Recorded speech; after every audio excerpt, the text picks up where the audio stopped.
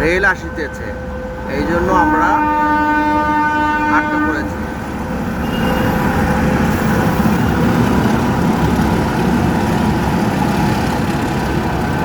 সায়দাবাদ ওভারব্রিজের নিচে রেল ক্রসিংয়ে আমরা আটকা পড়েছি।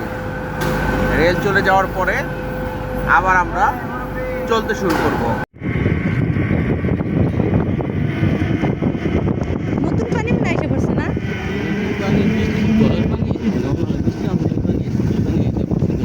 নতুন পানি আর নতুন আসে নাই।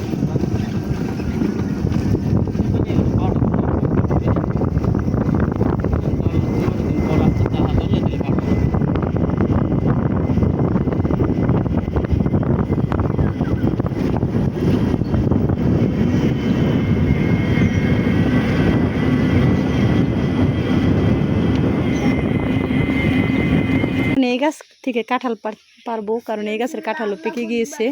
তো মোটমাট 8টা গাছে কাঁঠাল হয়েছে। তো এদিকে কাঁঠালের ঘ্রাণ বের হয়েছে। গাছের নিচে দাঁড়াইলে বোঝা যায় যে কোন গাছের কাঁঠালটি পেকেছে, কারণ এত সুন্দর ঘ্রাণ বের হয়েছে। গাছ এত সুন্দর পাকা কাঁঠালের ঘ্রাণ বের হয়েছে। গাছের নিচে বসে দাঁড়াইলে, গাছের নিচে দাঁড়াইলে বোঝা যায়। এই কাঁঠালটির সাইজটি অনেক বড় বড়।